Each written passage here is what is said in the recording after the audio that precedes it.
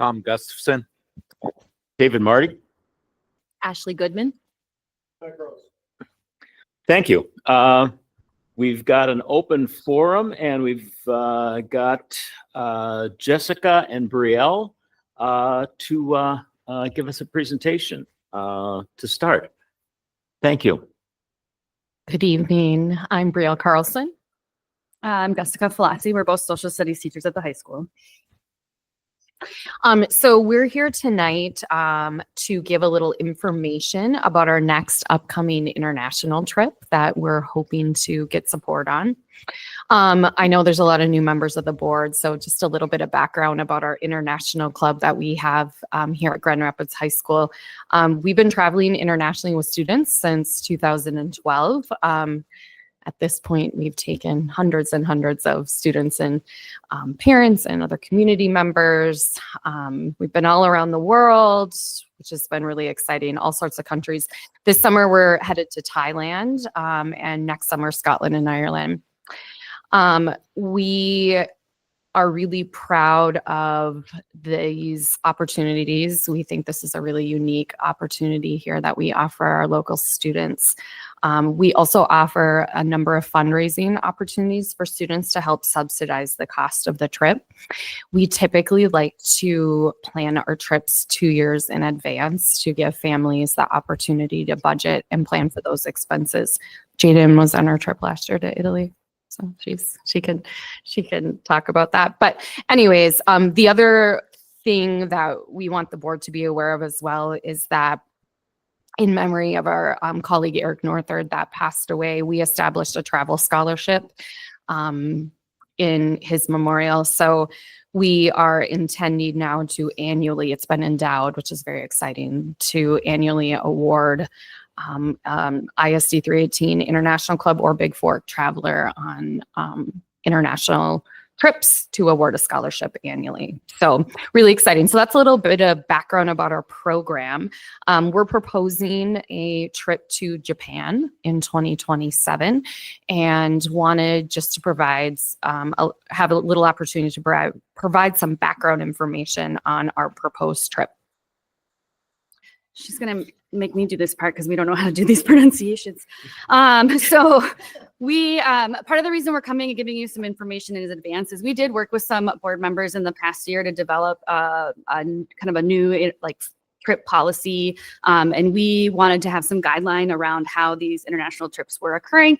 And then here we go and propose dates in the spring. So we have 2 alternate dates here. One of them is for roughly around Easter of 2027, and the other one would be in early June. This summer for Thailand, we are traveling in June. So June 8th or 9th is somewhere where we leave. And then the Scotland, Ireland trip, we decided to travel in July. So for 2026. So there's a couple of reasons for that. So I wanted just to include some of the locations and activities, and that you can see kind of a difference in the estimated prices for those 2 dates. We did design this trip. So there's probably 6 or 7 itineraries through the tour company. And we took the things that we liked, other recommendations from other tour company or tour leaders like us from other schools that have done this trip. And then also just kind of budget as much as we could, be budget friendly in designing the trip. So this is actually a custom trip that we created with EF to try to get kind of at or below the budget we were going for. So you can see just a variety of things. It'll probably be in reverse order than I have. You guys got a copy of. Did you guys do this document? Okay. So maybe a little bit reverse order than what you see here, but we'll spend time, several days in Tokyo, Kyoto, Osaka, and Hiroshima. And what we were really trying to do was find a mix of sightseeing, but also hands-on things. We found that that's, kids like to see things, but they also like to do things. And we found even in Italy, that was really fun to have some hands-on things. So a combination of guided tours and, seeing castles but also making sushi and doing a karaoke night and those types of things. So it's kind of a combination of both. We also looked at the length. When you're going this far and you're spending this much, we wanted to make sure that it wasn't too short. And obviously we're trying to be mindful of it also not being too long. So you're trying to find that kind of Goldilocks in between of making sure that you've got enough time that it feels like you're getting value for what you're spending, because we know that this is an investment for families, but also not too long that the cost also gets out of hand. So on page 2, we just have some information about EF Tours, which is who we travel with. And we have, I mean, this is who we've been traveling with for quite a few years now. And also we've traveled with Explorica. We went with EF on this. We've just liked our experiences with them. And when you look at that estimated price, you things that are included in that include the airfare, the lodging, most of the meals. We get our own personal tour director. So when we fill a bus, which we always do, we get our own tour director and a private tour. We're not grouped with any other groups. And that also includes in-country transportation, which in Japan will include bullet trains, and also entrance fees to any of the places that we go. So for Japan, the bus size is 42, which allows us to have 36 travelers, which includes any students and parents that sign up, and that will give us 6 chaperones, which for us are ISD 318 employees. So just a little bit of background about more of the spring request versus summer, because we have traditionally done every trip except I think one that we did early on back in 2013. I believe that one was in the fall. Yes. And then one trip post-COVID was rescheduled for over Easter break. We took advantage of Easter break. We're really mindful, obviously, about taking students out of school. We know that's incredibly important for students to be in school. However, a couple, really important pieces went into this decision. This is an expensive trip. This will probably be one of the most expensive places that we foresee in our future traveling to. And so we have agonized over this and gone back and forth about making this as affordable as we can for this destination. We've had a ton of students and community members request actually that we visit Japan. And so we started investigating and thought this would be a great destination. Traveling in the spring does save about $200 to $300 to do that. If we go, would certainly take advantage of an Easter break and or a spring break if that's something that will be built into the calendar. Of course, we don't know that yet. We're also really we've been playing around with dates to try to capture different student groups. So when we go in the beginning of June, one of the difficulties that some families have to make is state tournaments that their students or, their children have state baseball, state golf, state track, sometimes prevents students from joining our trips because of that. So our Scotland and Ireland trip for 2026, we're trying in July to see, if we can capture a different group of students that maybe wouldn't go. And we also thought, let's try a spring trip. This is in between the winter and spring sports seasons as well too. So we're wanting to take advantage of that. The other thing, just kind of an important piece, Japanese tourism has really taken off lately and it's been increasingly busy. So going during the springtime would hopefully allow us to take advantage of slightly less crowded things. And hopefully we can also see the cherry blossoms that are in bloom at that time and take advantage of that. So that's a little bit behind why the spring versus summer. This is not something we intend to do every year because missing school is equally as hard for us. And so this was unique for this particular trip. And like I said, this typically we go in the summer. So this is not our intent by any means to make this a regular request at all. So that's a little bit behind that. Questions or anything we can answer? Yeah, I have a few. You'd mentioned that this is a little more expensive than historically. What is your arrangement typically historically? So the last couple trips, probably about $4,500 to $5,000. So you can see the price difference for sure there. And how has this been funded thus far? Yep. So, like I stated before, we typically introduce these trips 2 years ahead of time, so families can budget. So it's 100% funded by families, individual families. But we also provide a number of fundraising opportunities that students can take advantage of. We just ran one recently where one student netted $700 on a fundraiser, $500, $600. So students can also take opportunity of fundraisers if they want. We find that most of our students get jobs and help pay for the trip costs. I'll try to keep it final here. You said 36 travelers is what you were shooting for. Is that, what have you seen historically, and what kind of a range, I guess, variance? I'm curious. Yeah, I mean, we actually, we limit ourselves to one bus. We found that we've done even more than one bus before, and we've been able to fill multiple buses. We just find traveling, it's a better experience to limit it. So we anticipate, all our trips usually are full. So we anticipate having all 36 travelers, all spots full for that. So if you have more sign up, is It's it a first come, first serve. first come, first serve? Mhm. Yeah, we did 2 buses back in 2016 to Spain, France, and Italy. Wonderful trip. It's a lot to organize. And you can imagine lots of moving parts on the ground. And so we just decided for the students and the travelers' experience that it was best to limit it to one bus. And we tend to fill fairly quickly. Our Italy trip filled within a matter of hours a few years back when people went to sign up. So, And it's Yeah. part of the reason we're offering it. So it hasn't always been yearly, but it's part of why we're offering yearly is that we do limit it. So then we, in your high school career, you would have several opportunities to go on a different trip depending on what interests you, which is why we're doing the yearly trips.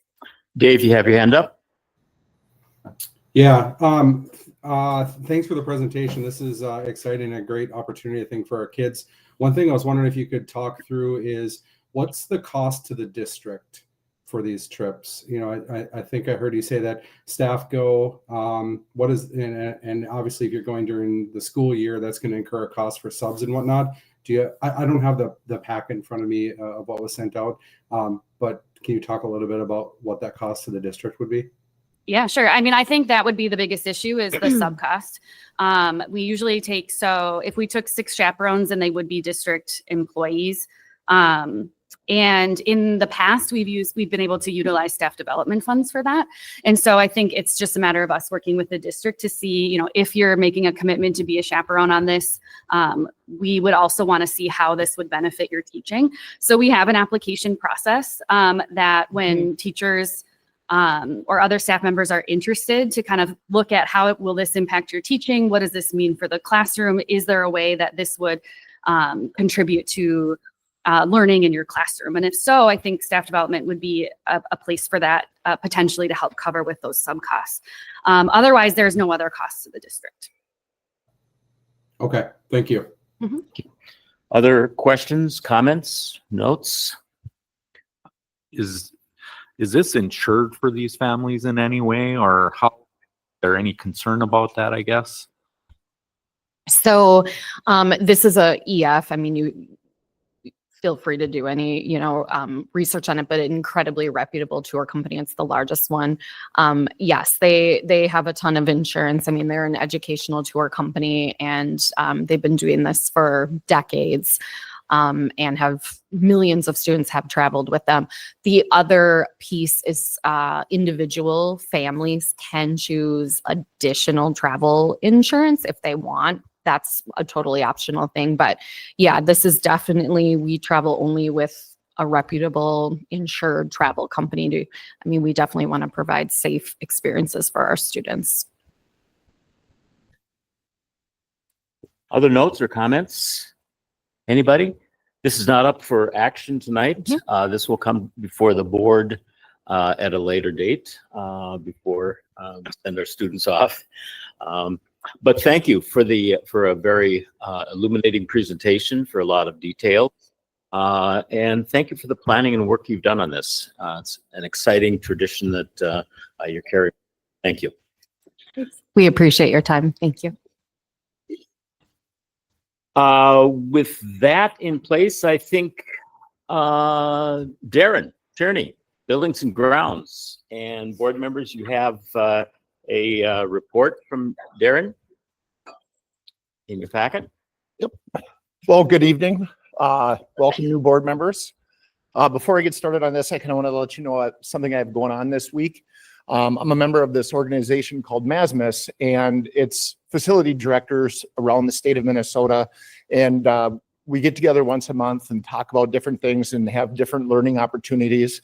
And last year in February, I went down to the Capitol and I met with a bunch of legislators, and I'm doing it again this week, Thursday. And I'm going to be talking about LTFM funding as well as what Kara gave me for MASBO for funding for school districts and some of the things that have come up with the unemployment and everything else that you gave me. So if there's anything that you guys want me to bring up while I'm meeting with these individuals, shoot me an email, let me know, and I'll bring it up. So this is the facility indicator report.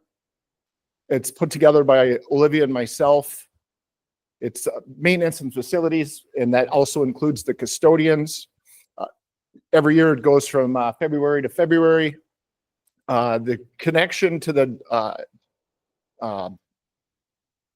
mission statement: we provide a clean and sanitary and well-maintained buildings every day. We monitor the air, the water, both by being, I'm having a hard time seeing that, by being in the buildings and also remotely. I have a laptop at home where I'm able to see what the buildings have going on with the boilers, water. I can adjust lights, things like that. You know, we keep the parking lots clear of snow and ice for safety. We check the buildings over breaks and on the weekends to ensure that the buildings are safe and comfortable for the students and staff and community. We have our own mission statement, and that's together through diligent cleaning and maintenance. We're protecting the health and well-being of the district. Number of students, we have 941,000 square feet of buildings, from cleaning, maintaining, mowing, plowing. Our department impacts everyone. We also maintain all the fields and roofs, parking lots. We're one of the few departments that impacts everyone. When a student's on site, they're impacted through the cleanliness of our classrooms, bathrooms, kitchens, and corridors. The maintenance and custodial team ensures that the air is filtered and heated, the water is safe to drink by testing for lead and testing the RPZs. They make sure that the lights are working, GFIs are working properly as well. And they make sure that the playgrounds are inspected monthly, and they make sure that the green spaces are mowed and fields are ready for play. We have 30 custodians, 5 maintenance people, 1 admin assistant, myself. One of the things is we have a lot of equipment and a lot of it's getting very old. We need to find a way to increase our budget for purchasing new custodial equipment, plow trucks, things of that nature. Olivia is a 37-hour-a-week employee. In the summertime, she goes down to 35 hours. And I would like to see that change to 40, because in the summertime, we actually take on additional mowers and painters, things like that. That's when all of our projects are going on. And that's when we're realistically the busiest. And we also have people that start at 6 o'clock in the morning, and we have other staff members that get off at 11. Her phone and my phone ring all the time. So that's just kind of my recommendation there. Our department's been working with ICS, DSGW, Tremco, and other contractors to complete and plan multiple projects throughout the district. And we have and I've got it in here, it's a software that we use. It's called School Dude. And we did a little over 2,000 school dudes last year. Changing Olivia's position again. And then I have is this on here? It's not. All right. So I gave you all basically a little list of things that that we've been doing in all of our buildings. You know, we sold the administrative building. At the Grand Rapids Senior High, we replaced a bunch of old, rotten, and rusted out doors and frames. We installed 2 new elevators, and we completed the 2-year indoor air quality project this summer as well. This upcoming year, I have a generator that's ordered that should be here in a few weeks, And the generator is really important because it's the backup energy source for the IS computer system. So we can't have that generator going out. And that generator was installed in 1998. So it's time that we get a new one. We test it monthly. We have a service contract with the company, and I put out the electrical work for bids, and hopefully we'll be seeing that thing shortly. We'll get it installed and we can stop worrying about that one tripping out all the time. And then I'm also, every year I try to do a little bit of building envelope work. So I'd like to do some things there as well. Over at the middle school, we did a lot of roof leaks. That's something that we need to start looking at too. I mean, that building was built in 2003. That roof is beyond warranty and it's failing in a lot of areas. So that's something that we need to start thinking about on what we can do and how we can phase that out, because I ran some estimates on it. It's going to be about $5 million to put a new roof on that building. We did a bunch of tuck pointing. We did some metal paneling there. And then as far as next year goes, we are working on a new drop off and pickup lane for the middle school. Big Fork, we put some new aluminum elementary doors on the north and south side of the building. Then we reseal coated that parking lot this year. Next year, or this coming summer, I'm hoping to do some tuck pointing and some facade work up there as well. This building here, we, as you can not hear, we did some sound attenuation work that turned out really, really well. Some of us were skeptical on how well it would turn out, but if you had been to a meeting last year or anytime in the spring, you can definitely tell that it made a significant difference. And I didn't get to see Kara stick her head inside the sound attenuation because she said her ears were ringing, and that would have taken care of it. Proposed for here, as you can see, if you walk around in the corridors, we're painting and patched all the holes. I do have some estimate numbers for carpet, whether or not we go through with it or not, that hasn't been decided yet, but it would be nice just to finish this building off and just have it look complete. Cohasset, we did a bunch of routine maintenance, seal coating, things like that. Right now I'm working with DSGW on putting together a proposal for the things that we weren't able to do when we built the building. So we just have a little list of things, and if you walk around, you can kind of see where we took a cantilever off of an old entryway, and the metal's still sticking out of the bricks. They patched it with brick. It doesn't look very good.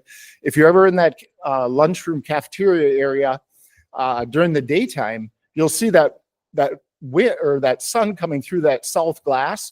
You'll see those kids sitting there eating like that because the sun is so blinding. So one of the things that we talked about doing is putting a blind up that can go up and down. So on those brighter sunny days when that sun's reflecting off the snow, those kids are able to sit in there comfortably. At my building, all we really did was some seal coating. And then at East and West, please don't make me move another school. That is all we've been doing since 2020. And so we moved the K through 2 over to West, and then 3 through 5 is over at East now. It seems like every summer we've had the Penske trucks here. We've been begging for pallets from all of our local businesses, and yeah, buying boxes and pallets and tape and everything else. We're all pretty much done with that. So if there's any way we can avoid that this year, that would be greatly appreciated. I have the next page is the health and safety. All these highlighted bullet point things are things that we work with IEA on. All these things are documented in 3-ring binders in my office. So if anybody ever wants to look at anything, whether it's asbestos samples or, you know, basically everything has to be checked every so often, whether it's monthly or annually or quarterly. And all those reports are in my office in 3-ring binders. So if anybody ever wants to come by and see any, you can definitely just pop in and I'll give you whatever you want. On the next page, I talk about the school dude thing again. And as you can see, our school dudes have been going in pre-2000, our school dudes were around 2,800, I believe. They've been going down with the addition or with the new schools, as well as we got rid of Forest Lake, we got rid of Murphy, we got rid of the old admin building. So obviously those numbers are starting to creep down now. I provided you with a list of the custodians, what buildings they're at, the hours they work, and pretty much, anything that about our custodian group, and that's where they're all at. So that's all I have for you this evening. Thank you. Any questions for Darren?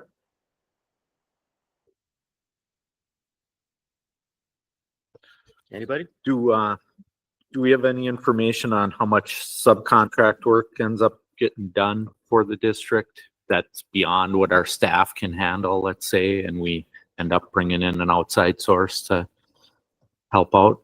I have all that information at my office. Okay. Is there something specific? No, just was kind of curious how, how much we're able to do in-house versus needing outside resources for, I guess. I feel that we do as much in-house as we can, but there's obviously things that are outside our capability, especially when it comes to, maybe building like that gazebo for the Indian ad. Even we hired a contractor to trench in the power. We laid our own conduit, but there's things that it just makes more sense to have somebody else come in and do. Painting, everyone thinks they can paint realistically, but if you look at what Noel's doing here, he's pretty dang good at it. No, I was just curious. And faster. A related question, Darren. I note that for working Cohasset, you're working with DSGW. Yes. Why DSGW? DSGW has pretty much all of our blueprints. We do from time to time work with WinSeth, but DSGW designed our middle school. We worked with them on this project, and a vast majority of our projects, we work with them. They have all of our information. I've tried to standardize everything as much as possible. Paint colors, flooring, things like that. The best locks, the automatic door or handicap closures on doors. I've spec'd out certain things so that way we have consistency across the district. DSGW has all that information. Okay. So it's really easy to work with them because they've been in our buildings so much. They know our buildings, they know our specs, they know what we like. And it's been nothing but positive with working with them. But like the middle school project, we're working with WinSeth. WinSeth also did our pole barn when we built that. But the projects that we did this last year, whether it be this one or the high school, that was ICS and DSGW and CMTA and the same people we typically use. Okay, thank you. Any other questions or comments or notes for Darren? Dave, you have anything? Nope, thank you. Okay. If I can, Mr. Please. Chair, I think a good example of what Aaron was talking about, this carpet that you're seeing here is the same carpet that we have at our East Rapids Elementary, West Rapids Elementary. So the high school, when we redid the office at the high school, when we redid the office at Big Fork, it's the same carpet. It's the same Johnson rubber base. I use the 2x2 ceiling tiles. So if something like we have pallets of this stuff at our office, if a kid damages one or whatever, we're not mixing and matching. Some people try to give me a hard time about institutionalizing everything because I like cadet gray and gossamer for doors. That wasn't a color that I picked out. That was a color that Rod picked out.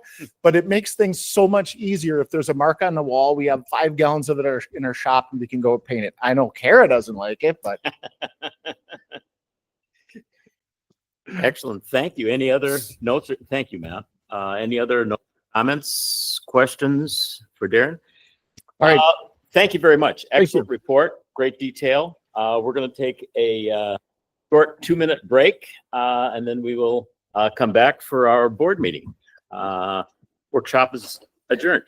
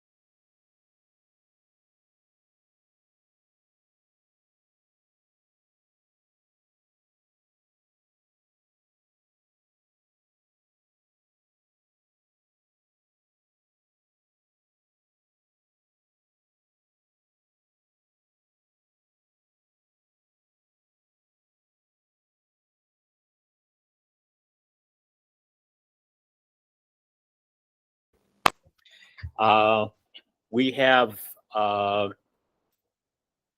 Chair Mark Schroeder is absent with notice. We also have Board Member Melissa Barr is absent. And we have Dave Cohen joining us from a lot warmer spot than we're all in today. Dave is coming from, Dave, help me with it. It's here. Peterborg, in the U.S. Virgin Islands in St. Thomas. Perfect. Thank you. And let's just go around for documentation again. Who we have here at the board meeting. I'll start, Dave, with you. Dave Cowan. Jaden Habeisen. Owen Racine. Tom Gustafson.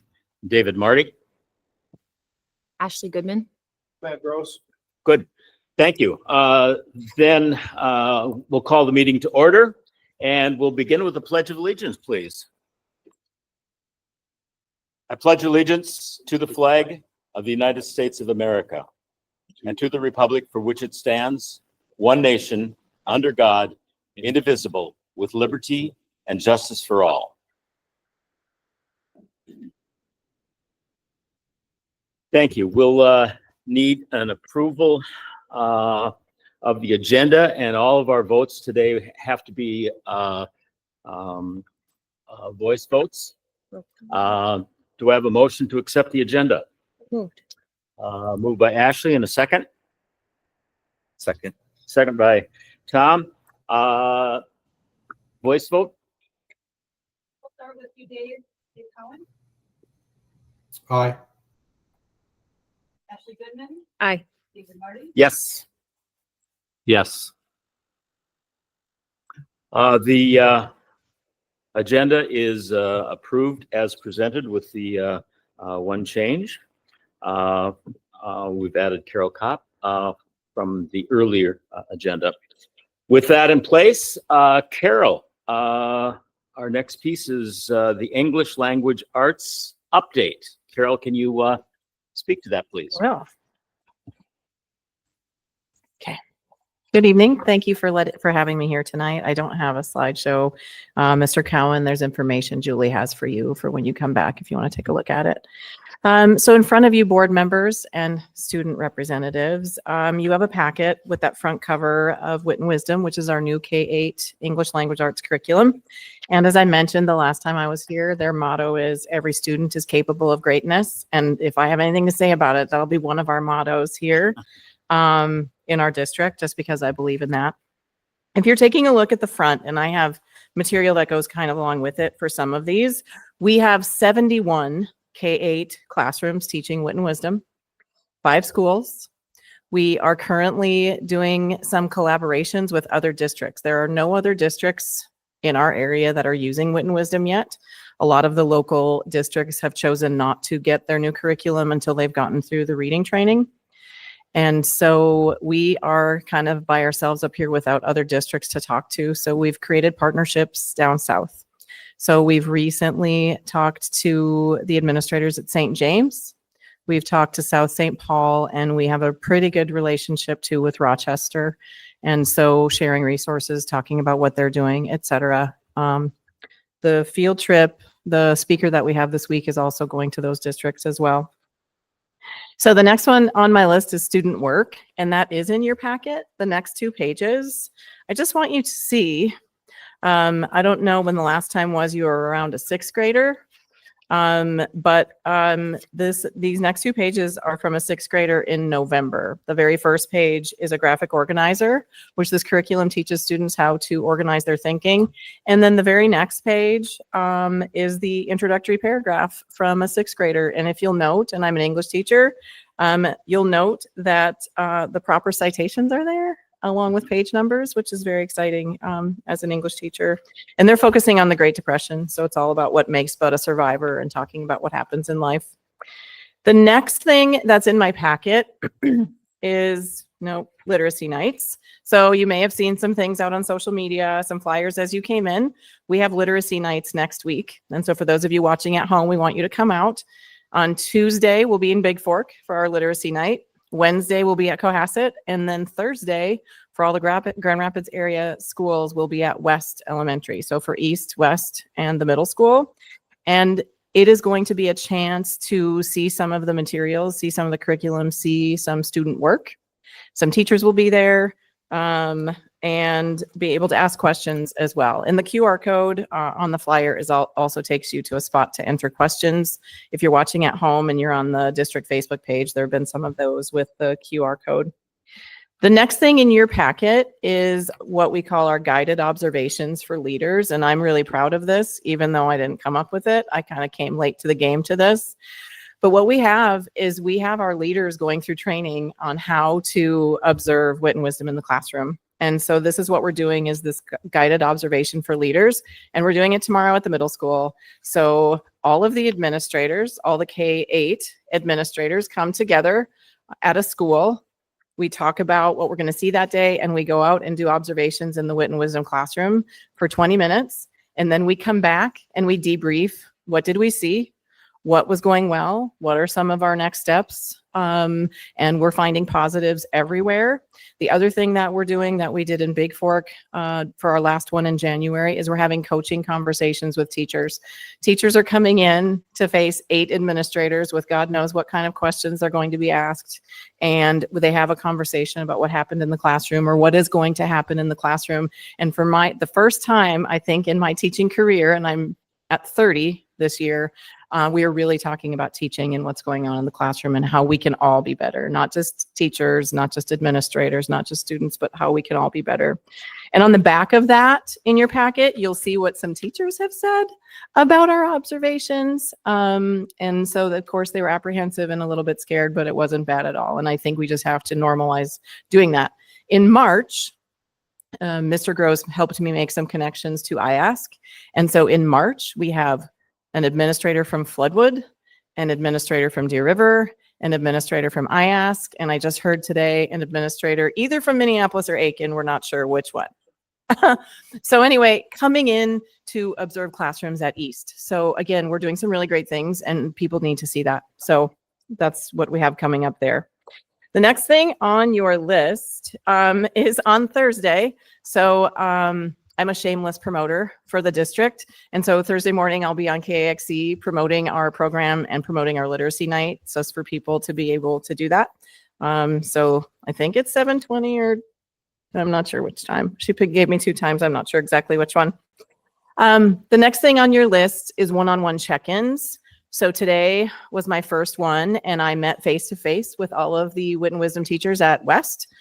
Just a quick check-in. How are things going? How can I support you? What's happening? And most of them have said since my position started, they feel a lot better with that support. So things are looking up. The next one on the list, and you have a flyer for this in your packet, are the field trips that connect to wit and wisdom. And I'm so proud, well, both of them, but on Thursday, through the A&I grant, we have James Spencer from the Nez Perce tribe, who is featured in the 5th grade curriculum as the storyteller, and the kids really loved it. He's coming to the Rife on Thursday, and he's also going to be at some of those other schools I mentioned earlier, but you can see his biography here, and I'm really excited. All 5th graders in our district are going to that. So Cohasset, Big Fork, and East, all 5th grade students are going to be there. So if you are available to come, that would be great. Another field trip that is happening this week is a virtual field trip to Falling Water. I don't know if we have any Frank Lloyd Wright fans in here, but Falling Water is one of his homes. I know enough about it to be dangerous, in Pennsylvania, and they do virtual field trips. And so we have 4 of our 4th grade classes Wednesday and Thursday taking virtual field trips there. And so that's another thing that I've been able to provide, is find those experiences for these teachers to be able to help them do that because they don't have time in their day. The next thing that I want you to be aware of in your packet is I gave you a first page of a pacing guide revision. So for the non-teachers on the board, a pacing guide basically is what are you teaching and when are you teaching it?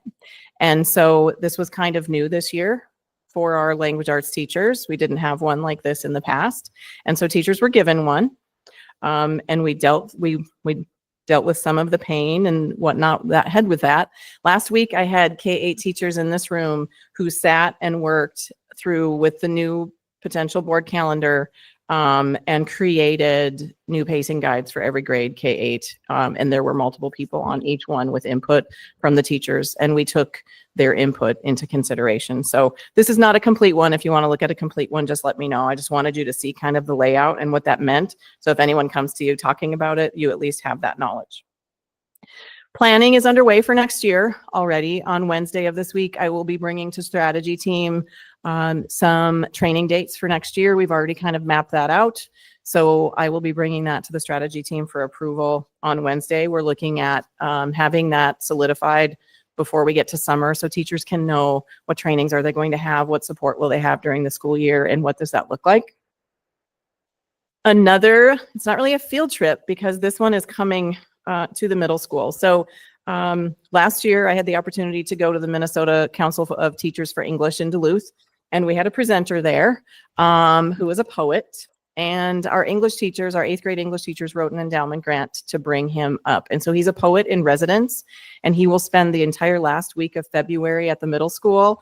Just reading the first line of his bio, he's a poet and teaching artist based in Minneapolis. He's performed at the United Nations, contributed to a Grammy-winning album, been a member of 2 National Poetry Slam championship teams, and visited countless schools, conferences, and festivals. So he'll be staying with them and working with them all week at the middle school at the end of February. I'm really excited about that for them and thankful to our endowment for the money. And then the final one is a video. And then I have a picture that I want to talk about that's in your packet, but a video. So a few weeks ago, Mr. Gross said, hey, would it be great if we had a video of all the great things that are happening in the district?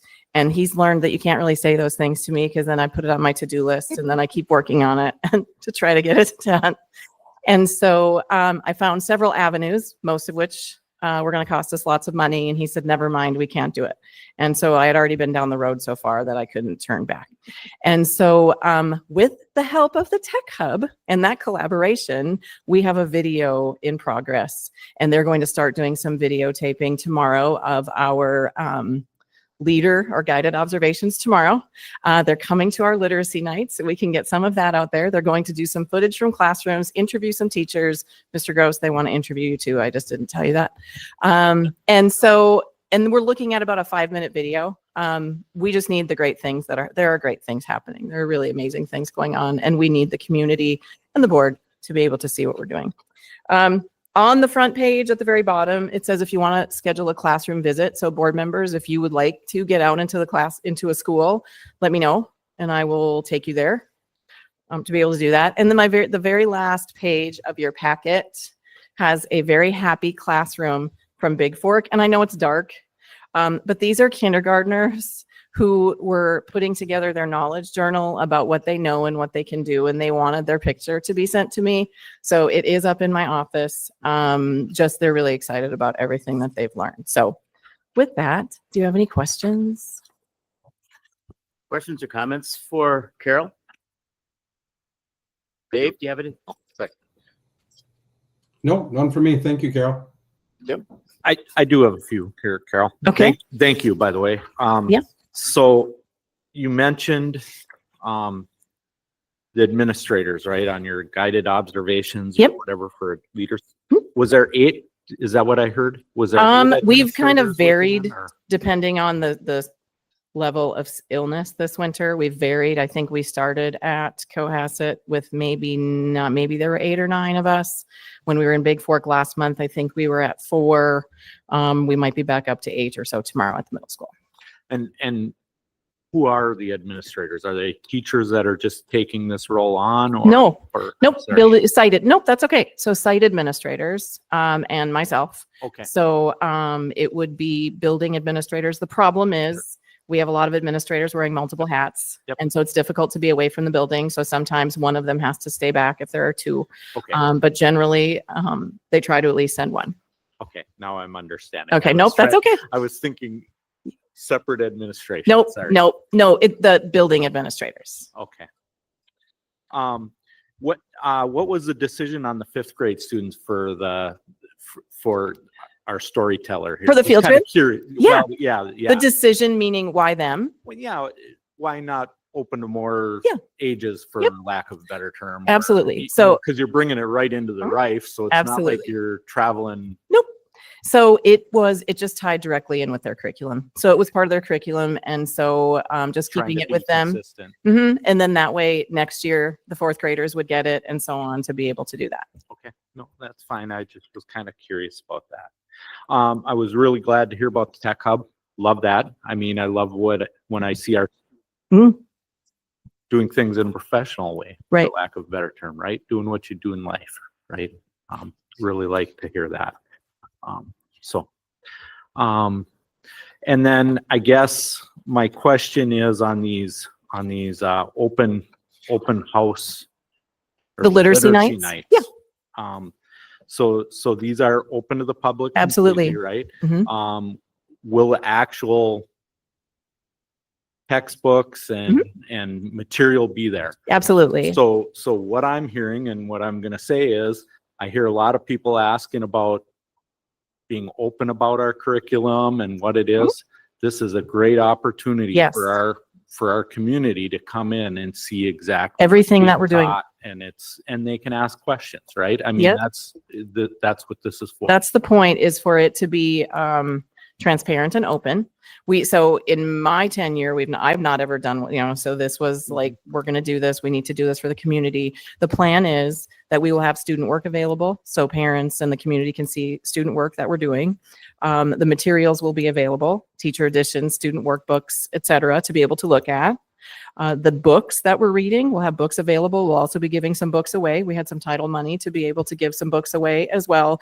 And also but those of you that remember, I gave a short presentation a few months ago on Wit and Wisdom. I'll be giving that presentation again so that parents and the community also will have a chance to see that. There is the QR code on there to ask a question ahead of time, so that, again, if they want to do that. Otherwise, we'll be answering questions there. Okay. Does that, I don't know if that helps. No, that's Good. I mean, I really Mhm. like to hear that. I've heard a lot of parents ask. Yeah. And rightfully so. Trying to be very transparent, and it is sometimes difficult. So we're just trying, we know that it may not work for everyone. And if that's the case and you can't come to the literacy night, reach out, because there are ways to be able to communicate about what's going on. Okay. And then one final one, sorry. It's okay. So you had mentioned on 313, we've got outside administrators In coming addition to the to people. try to do a review to make sure we're consistent with what. So the purpose, my thought was, we have no other schools up here using Wit and Wisdom. And wouldn't it be great if we also had some neighbor partners that were doing it, and we could kind of rely on and work on and work with each other? That was the only thing. And we are seeing a great deal of success with it. First year. But that was kind of the intent behind that, to bring in some other partners possibly. Okay, so they currently do not use this. Do not, Okay. correct. And they're kind of coming in to see. Would just be coming experience it kind of for- to observe what we're doing. No, Mhm. understand. They're on the front end of potentially selecting a curriculum, so it's kind of like you can come see what it looks like Mhm. rather than just listen to the salesperson. Right. Yeah, exactly. Because it does look a lot different, between a salesperson and what you actually see in the classroom. The feedback I'm getting is, at least within these meetings, is it's been positive. It sounds like there's a lot more consistencies between the schools, which is Mhm. good to hear. And so, thank you. You're welcome. Carol, if other districts are in the process of choosing their new ELA curriculums and Wit and Wisdom happens to be would our district be a district that they could come in and ask questions and get help with, training with? Yep, and so forth? absolutely. And Jen Shadeen actually today made a connection for us with someone who wanted to know what we were doing with walkthroughs and how we did it, and sharing some things like that. So absolutely, sharing what we've got, kind of being an open book. And speaking of, if Wit and Wisdom was what they chose, Wit and Wisdom is the only knowledge building curriculum that has been approved by the state of Minnesota. But more than that, it was vetted by the University of Minnesota for it being knowledge building, and knowledge building goes along with the science of reading. So it was picked because it goes along with the science of reading. And again, it was the only knowledge building curriculum that the state approved our finances to use. If, correct me if I'm wrong, this is a curriculum that the state is paying for. Is that not accurate, or is that Mr. part of Gross, it? what's the official answer to that? That the state is allocated some reimbursement for curriculum. Yes. If that curriculum falls on their list, this is one of the ones on their list. It won't pay for all of it. Okay. That's right. Is that the right answer? That's fair. She doesn't know. That's great. Other questions, comments? Excellent. Carol, thank you. The work you've done in wit and wisdom on behalf of incredible, and I appreciate what you're doing, and I'll look forward to seeing you next week Thank you. at various workshops. Yeah. Thank you. Thank you. Thank you. Next on our agenda is equitable education, a principal report from the one and only Andy Forbort. Andy.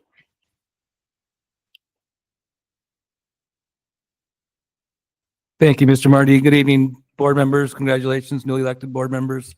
Thanks for having me here tonight. Andy Forbort, Assistant Principal, Grand Rapids High School, also our Area Learning Center Principal. Fourth year being affiliated with our ALC. Happy to report some current programming going on. Some thoughts or some misconceptions about the ALC and scheduling. So we have 25 students a day at the ALC, Monday through Thursday. 5 students per classroom, 5 classes, and they attend 3 blocks. So we have up to 125 plus for the week, because on Fridays is when we moved our super senior program and our seniors that are ahead of the curve as far as credits. So we squeeze them in on Fridays, mainly due to the number of Fridays that are off on a school calendar. So students aren't harmed by having to miss a few days here and there compared to Tuesday, Wednesday, Thursday, etc. We do offer night school on Tuesdays. If you didn't know that, we have anywhere from 1 to 2 teachers here on site. And we also have 1 teacher in Big Fork connecting with those students so they don't have to make the travel all the way down to here. A lot of partnerships. Returning board members, you've seen this list before, but there are a few things I did want to highlight on the partnerships. We just had initial collaborations with North Homes last week about providing some mental health services on site at the ALC. That was a great collaborative meeting. It sounds like there's gonna be some resources available from North Homes. So at least 1 day a week to start with, we can offer some mental health services to some of our students that probably receive the services in their home district or previous school. And then they can continue those services here right on site. We're also partnering with Scott Patro, Next Career Pathways, just had a meeting 2 weeks ago to continue looking at opportunities to get our ALC students career internships, on the job training, and get them out in our community while still earning some credit. Despite the weather outside, we are currently planning for summer school. So I'll be working with Casey and HR to get some summer school postings out there. We have set our dates, June 23rd until August 8th, Tuesday through Thursday. If you didn't know, in order for our ALC to be operating, we do have to offer programming every month of the year. So that's why we go into that early bit of August. And excited, late last week, I spoke with our transportation director, Greg Olson, and Kristen Wachnick in that department. And for the first time in my 8 years here, we're looking to offer transportation for summer school, which has been a barrier in the past for some students to be able to attend. And so we're really excited about that. Students will just sign up like they do for the school year as far as enrolling in transportation requests, and we'll be able to meet those needs to get more students access to summer school. Celebrations for the ALC. Obviously, ALC is a non-traditional setting. Goal is to get the students to get in the door, give them a little bit different experience in an independent study program, and ultimately get them to earn their diploma. So far to date this school year, we've had 29 graduates, 19 which is from the Grand Rapids area schools, 6 from Greenway, 1 from Deer River, 2 graduates from North Home Kellier, 2 graduates from Nashua Keewatin, 1 graduate from Northland Reamer, and many are sitting very close to being done over the next few weeks as well. We do have a waiting list, high demand in the last few years for an area learning center. We service obviously IS schools and beyond, as noted by our graduates and current attendees. So we're constantly trying to, student graduates, fill that seat in the next week or 2 with a student on the waiting list to get them into the program. Just this last week, we had 6 ALC staff members attend their annual Minnesota Alternative Education Conference in Duluth. I'm going to be at the ALC on Thursday, hopefully to connect with them about insights and things that we can be innovative about based on that experience. I was not one of them, but many of our staff members were there. On that note, I'm happy to answer any questions or provide any clarification as needed. Thank you, Andy. Any notes, comments, thoughts for Andy? Much appreciate your work with ALC, juggling as you do the responsibility of high school as well. Noted and appreciated. Thank you. Okay. Have a great evening. Thank you, everyone. The next on our agenda is the approval of minutes for January 21st, regular session. I need a motion and a second. So moved. A move by Dave, Second. second by Ashley. We'll take a roll call vote on this. Yes. Yes. Yes. Yes. Thanks. The minutes of January 21st stand approved. We have minutes of February 3rd workshop and closed session. I need a motion and a second to approve that. So moved. Moved by Ashley, Second. second by Tom. We'll have a voice call vote. Julie? Yes. Yes. Yes. Yes. The minutes of February 3rd are approved. Then we have the January 2025 claims in the amount of $6,127,994.17. We need a motion and a second to approve. So moved. I have a motion from Dave, Second. a second from Tom. Julie, a voice call vote? Yes. Yes. Yes. Yes. The January 2025 claims are approved as presented. Then we have a resolution to accept donations and gifts for October, November, and December. And I will read this notice. This is the resolution accepting donations. Whereas Minnesota statutes 123B.02 provides, quote, the board may receive for the benefit of the district bequests, donations, or gifts for any proper purpose and apply the same to the purpose designated. In that behalf, the board may act as trustee of any trust created for the benefit of the district or for the benefit of pupils thereof, including trusts created to provide pupils of the district with advanced education after completion of high school and in advancement of education. And whereas Minnesota statutes 465.03 provides that, quote, any city, school, county, district, or town may accept a grant or device of real or personal property and maintain such property for the benefit of its citizens in accordance with the terms prescribed by the donor. Nothing therein shall authorize such acceptance or use for religious or secular. Every such acceptance shall be by resolution of the governing body adopted by a two-thirds expressing such terms in full, end quote. Therefore, be it resolved that the Grand Rapids Area School Boards of Education gratefully accept the following donations as shown in the attachments provided to the board. For October of 2025, $15,116. November of 2025, $4,100. And in December of 2025, $28,195.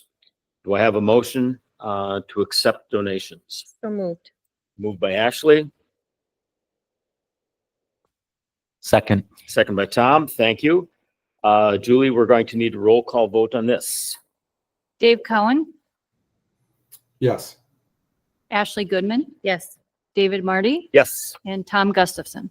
Yes. The donations and gifts are duly accepted by the board. At this point, we move on to retirements. Casey. Good evening, board. Tonight we have 3 retirements in the teaching unit. Michelle Carnahan. Michelle has served 16 years, teacher retirement. Laura Marshall, teacher retirement. Laura has served 26 years.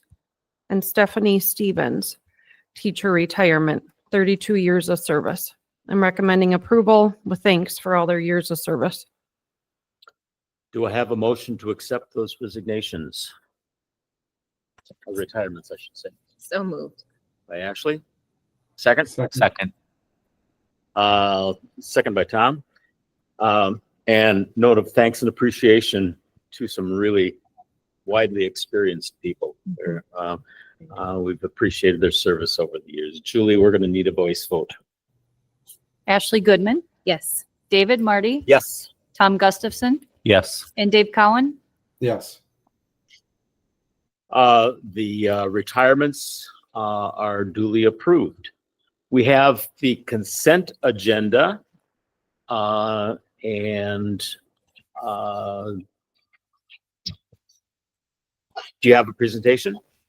Okay. Those matters on the consent agenda are staff related or considered routine and they do not require discussion.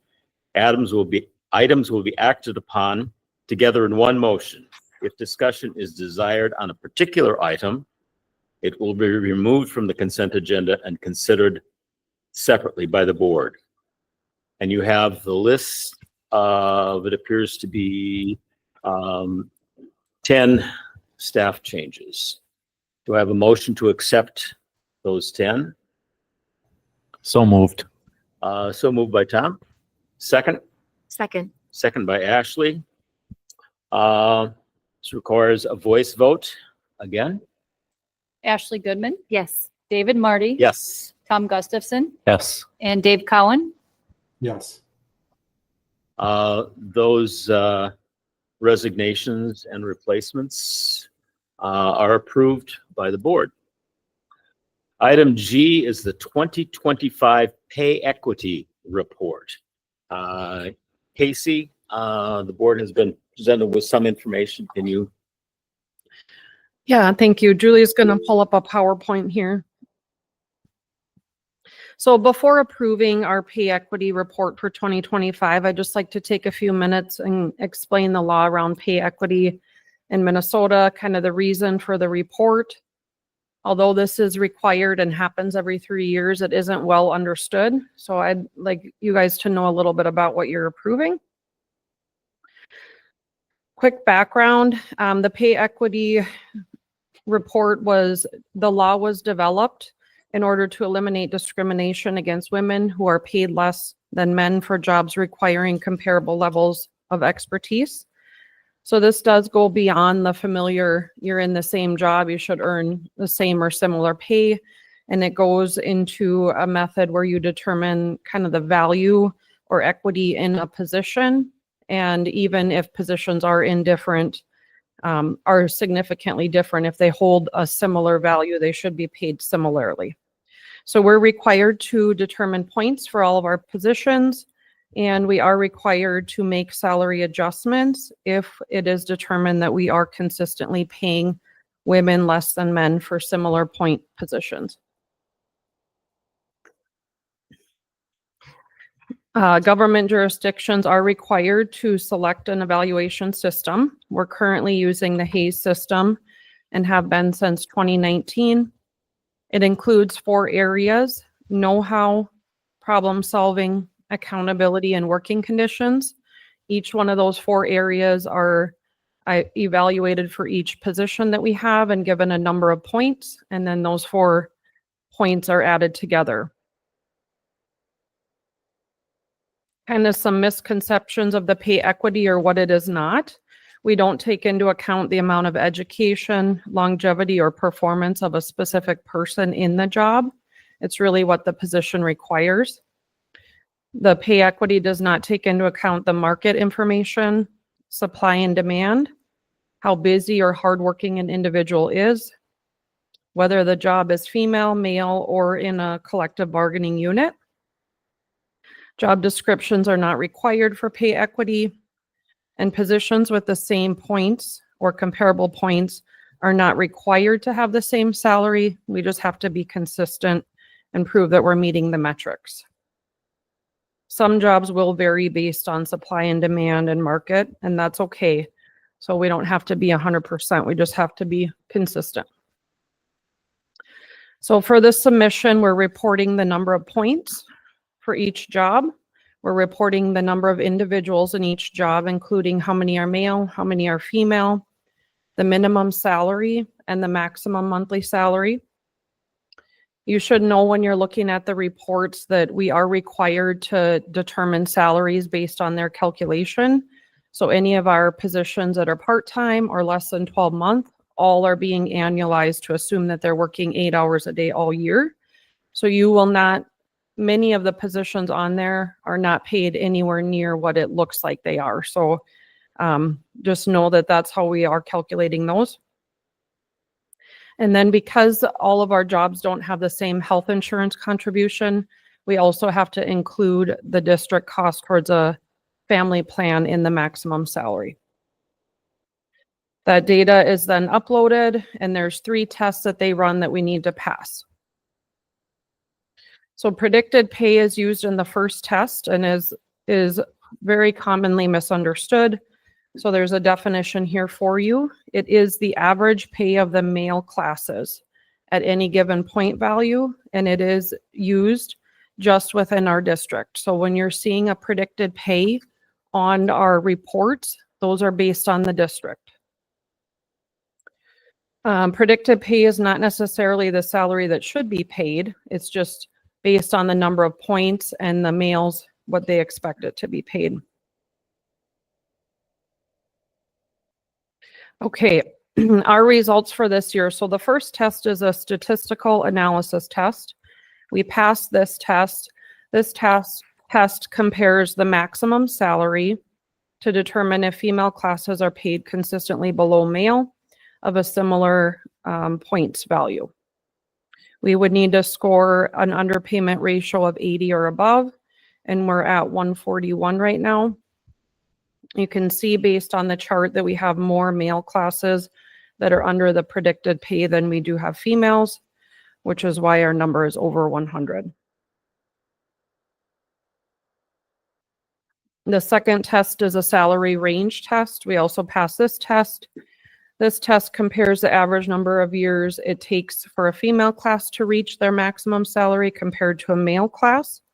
And again, a result of 80 or above is passing. On our analysis, it takes about 3.83 years for a male to reach top salary and 3.86 for a female. So very, very similar there. And we got a 99.28. And the last test is the exceptional service test. We also passed this test. This is determining if males are consistently receiving more kind of additional pay or added pay, which they will consider longevity or performance pay as a way to pay them more. We are also very consistent there. 95.24% of our male classes receive longevity and 97.56 of our female. So we scored 102 on that. This is our graph. That line in the middle is that predicted pay. So that's where they expect most positions will fall. Again, like you've heard in the last few slides, we're really looking for 80% to be around that predicted pay. The female classes are yellow, the males are blue, and then our balanced positions are in green. So you can see we have a really good mix of positions that are above and below and right near predicted, which is great. Items to consider when you're using the report. Again, predicted pay is determined using the maximum salary. So when they compare our data, they're only looking at that maximum salary. So we might have positions that the starting wage is a little bit low. It's not going to look at that at all. Maximum salaries are determined using a full-time equivalent. So many of them look very high and might be alarming to you. Know that that doesn't mean we're actually paying people that much. We're well within passing range, and we've made a lot of improvements since 2019. We've tailored our negotiation strategies to make sure that we're consistent and equitable in considering our pay equity. Our previous salary range test was about 83%. Now we're at 99. The way that we're making improvements in this is standardizing the number of years it takes people to reach their maximum salary. So making sure that we have similar steps in our contracts. And then our exceptional service pay was at 96 and now at 102. This is being done by making sure we're consistent with offering longevity. And then we're in a good spot. We can focus on kind of our market and our needs instead of having to make adjustments to meet our requirements. And then just a slide that summarizes that graph that you guys have that shows every position, their predicted pay, and the difference. Note that all of those are in monthly. So if you see a positive or a negative number, that's a monthly number. Some of these positions have been on here for a number of studies in a row. Some are new on this report. But again, we are well within compliance. And if any adjustments are made, consider them, with a grain of salt. This isn't saying you have to pay people that much. It's not looking at the market. It's not looking at the demand. It's just looking at the male points versus the female. And there are other positions that we're having a hard time filling that don't show up on here. So any questions? I have a couple here quick, Cassie. Thank you. Yeah. You said this was every 3 years you're required to do this? Yes. How many years have you done it overall? Has this been, you said you've done a number of. The district or myself? The district, let's say. I believe it started around 1974, maybe. Okay, so it's been a long Don't time. quote me on that. It's No, been a that's number fine. of years. And we completed in-house. You do all the work on this, is that correct? I do, yeah. We started in 2019 with the Hayes system. So previously we used the state job match, and that doesn't allow any variability. So at that time, the district was given training materials and documentation on how to evaluate the points on that system. Is there just the two methods, or is there more than that even? You can use a state job match. You can use another system like we use. So there's others beyond the Hayes, or you can use a consultant and whatever system they develop. Okay, Those are the three. So you can use prescribed methods or else a third party. Yes. Independent. Correct. Okay. No, that answers everything. Thank you. Dave? Yes. Casey, thank you very much for that presentation. I appreciate the thoroughness of it. I just have a couple of very specific questions. I believe recently this study, when it was completed last, please correct me if I'm wrong, resulted in some adjustments to some wages for 2 female employees for the district. Is that correct? Not particular in this study. So some of this information is used when we go into negotiations. The district can use this along with market and other factors. Okay. And when adjustments are made, like to bridge the gap, if you will, are those considered bonuses, or could anybody construe those as being bonuses? We do not consider them bonuses, as they're adjustments to the base salary. Okay. And they're driven to try to bridge the gap. Correct. Correct. Okay, great. Thank you very much for that. I appreciate it. Yep. Other thoughts or questions for Casey on this issue? Then I believe we need to approve. Do we need to approve the pay equity report? Yes, you do. I'll need a motion. So moved. Moved by Dave and a second by Yes. Ashley. This again will require a voice vote. Julie? Yes. Yes. Dave Cowan, Yes. Ashley Goodman. Yes. The pay equity report has been accepted as presented. Next on our agenda is the FY25 general fund budget. We've seen this before. You have, and tonight I'm asking you to approve it. Okay. We have done a lot of work already on fiscal year 26 budget, and I just want to get close to the year we're in, not last year's fiscal year 25 books. So the sooner we do this, the sooner I can solidify assumptions for this current year we're in and work on additional assumptions for next year. I provided you a summary of what has changed from our original budget to our ending budget.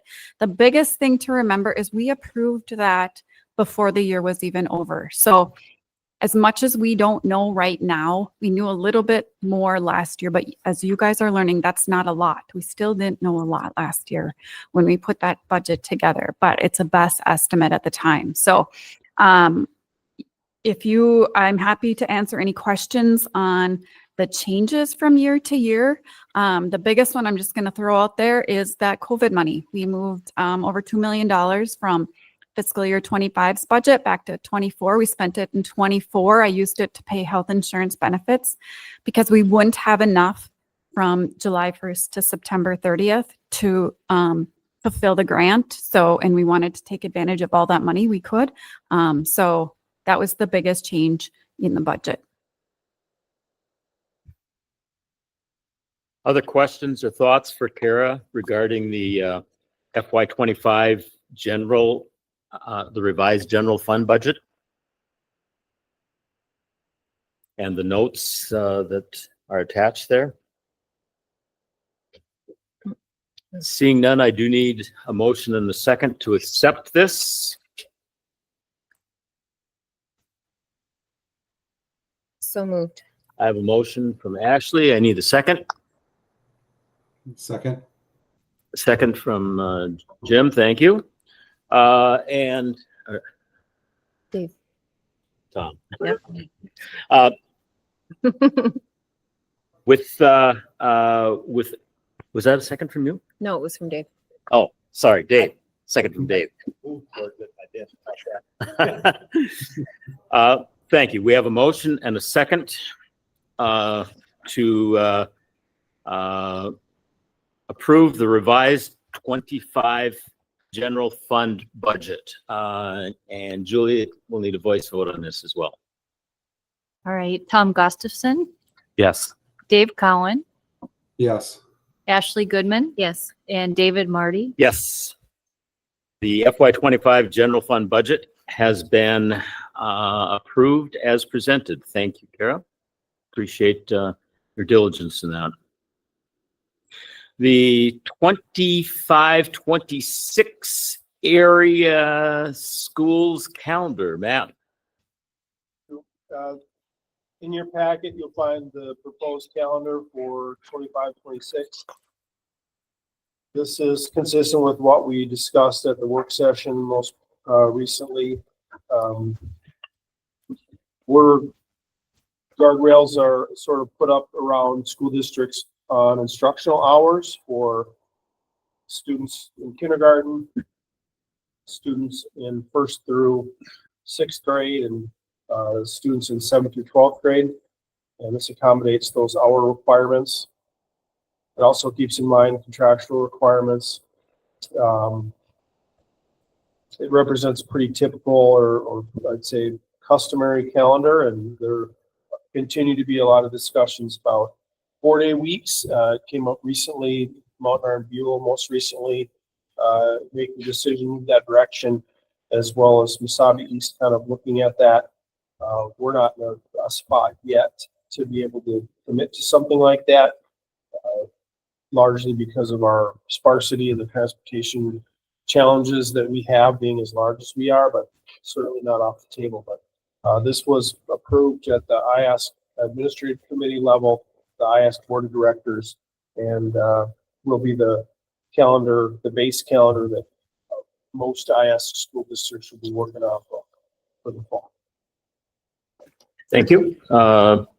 Questions for Matt on the calendar? We've looked at it a couple of times. I think just so it can be said out loud for the community, some parents are anxious to know what kind of winter break and spring break we are looking at on this calendar. Sure. The calendar provides, just because of how the calendar year goes, with September 1st being on Labor Day, it provides the opportunity to have an extended break over the holidays of 2 full weeks, and then using the Easter season, some conference teacher or staff compensation days, we're able to have a full week off from March 30th through April 3rd. So we haven't had a spring break for a long time, and this enables us to accommodate that without pushing the end of the school year into, the second or third week of June. This calendar still has us out the first week of June, which is always something people appreciate, having most of their summer intact. Yep. Other notes, comments, questions? Matt, you addressed this during our workshop, but people who've been around a long time wonder how many snow days we have built in. Yeah, it used to be that calendars had indications even on them sometimes that a particular day might have been a snow day, and it doesn't work quite that way anymore. When it shifted was when the directive from the state moved to the number of instructional hours, and so we have a cushion built in terms of those instructional hours, but it isn't like there are identified days in the calendar built in. We have had to, in the not too recent past, make up some time when we weren't going to hit that instruction. And we were able to do that through some minor adjustments in the calendar in the spring. Okay. Thank you. One other thing, if I can, Please. a really good thing for our community to know along with the calendar. As a school district, we don't get paid based on how many days school is in session. It has nothing to do with the revenue that school districts get. So, if we have a day of school where we do call off school for snow, that has zero effect on revenue. So it's just, I think that's a conception that's out there and good to clear up too. Okay. Thank you. With that, we do need a motion to accept the school calendar as presented. Need a motion in a second. So moved. Motion and a second. Second. Ashley. Have a motion and a second. Julie, voice vote. Dave Cowan, Yes. Ashley Goodman, Yes. David Marty, Yes. and Tom Gustafson. Yes. The 2025-26 school calendar is approved as presented. We're looking now, next item is the graduation dates for Grand Rapids High School and Big Fork High School. We need to approve these dates, and we need to assign some board members duties to be at to represent the school board at those meetings. If it's okay, I think we'll accept a motion for both of those graduation dates at once, if that's okay. Need a motion in a second. So moved. Ashley is moving. Second. Tom is second. Or Either one. Either one's fine. Dave, I'll take your second. We need a voice vote on those, and then we'll look for representation. Ashley Goodman, Yes. David Marty, Yes. Tom Gustafson, Yes. and Dave Cowan. Yes.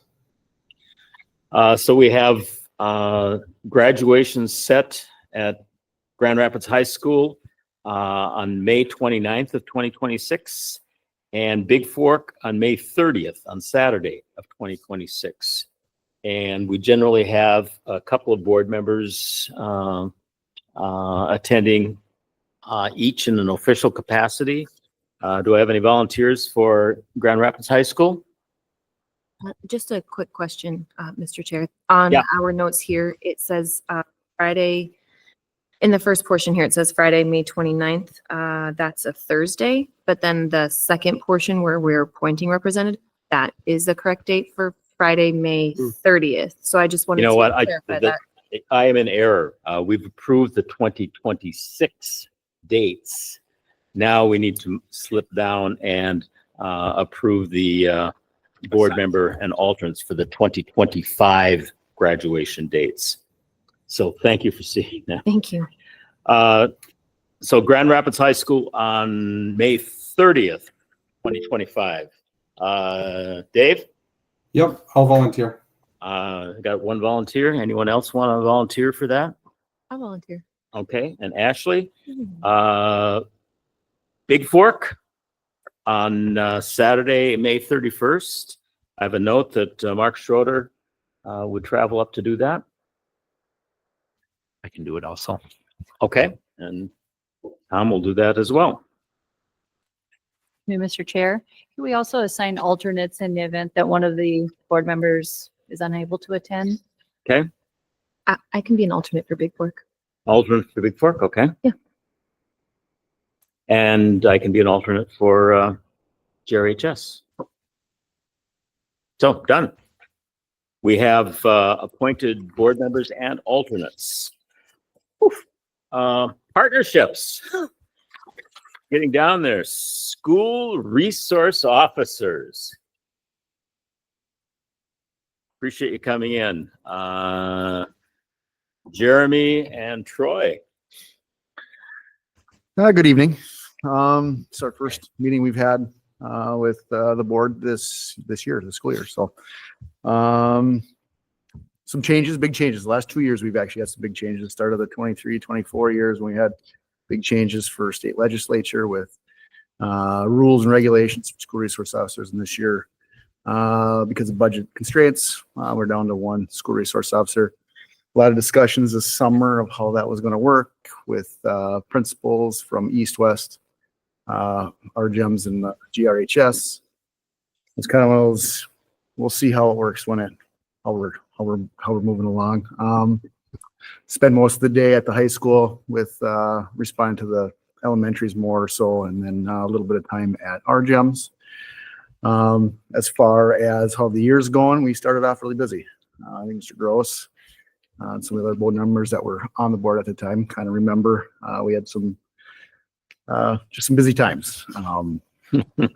But at the same time, it was nice because we had started to do in the last couple of years some kind of threat assessment stuff to try to get ahead of this stuff and use that when we get incidents like this. And it's worked out really well, I think. Able to determine what was going on, determine what kind of threat we had and how we're going to move forward with that. So those plans in place worked really well. We're still seeing a battle with social media with students. One of the things we try to mitigate that with, I think there's more than that with the school, but for at least in our world, no phones in the school. Seems like it's working pretty good, but students are students and they're young and they seem to manage to find their way around that every once in a while too. So we still battle that in the school. There's still a lot of communication that's sometimes not productive at all and actually causes a safety hazard for us in schools. So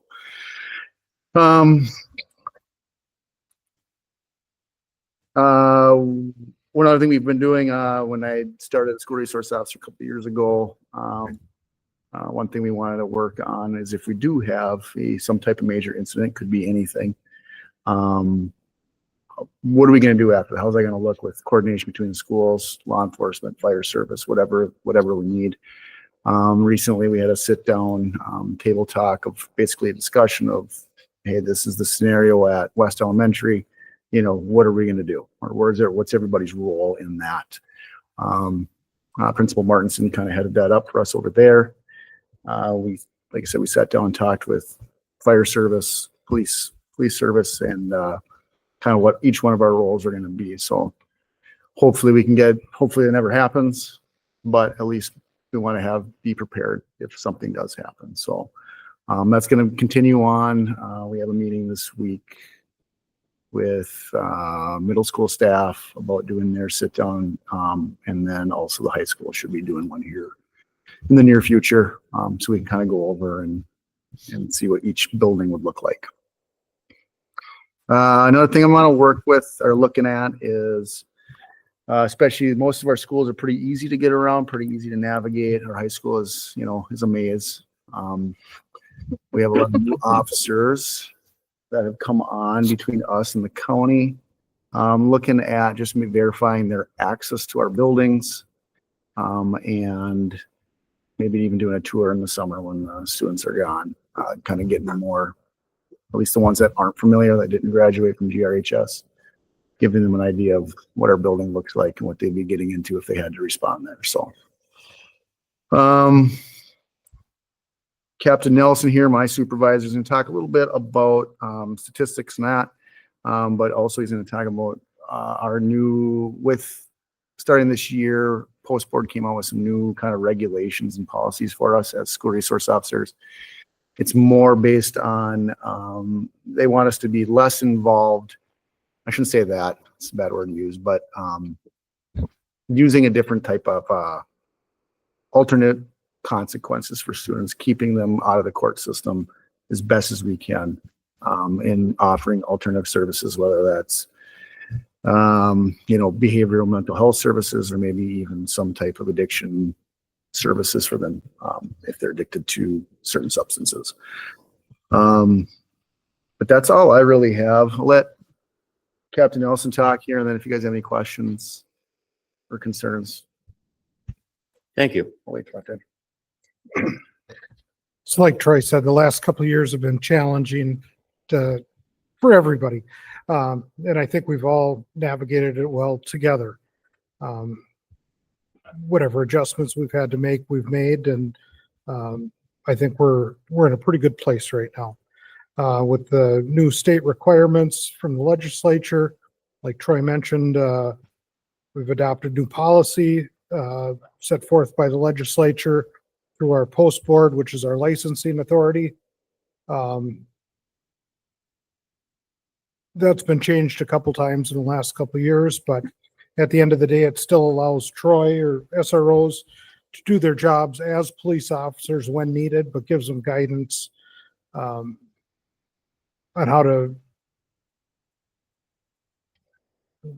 what's the word I should use here, Troy? Use the least restrictive methods that they have to use or that are available, and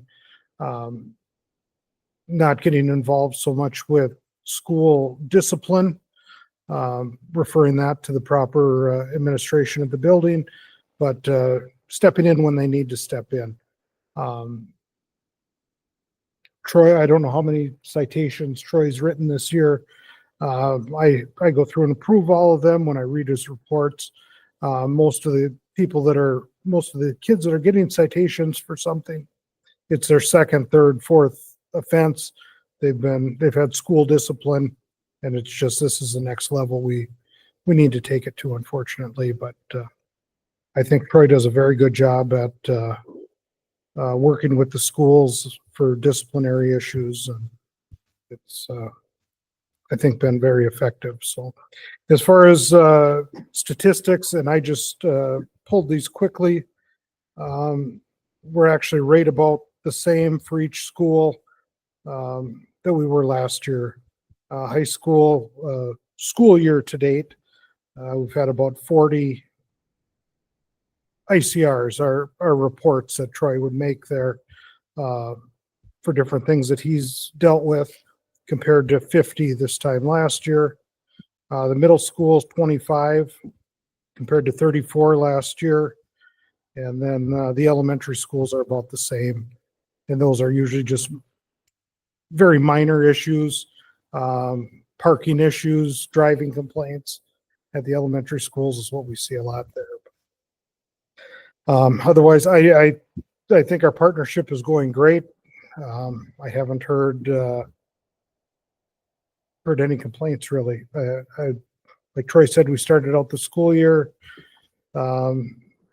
running, but that's definitely slowed down here, and I think we have a good thing going. So, Thank you. Sincerely appreciate the partnership. Matt, do you have anything to?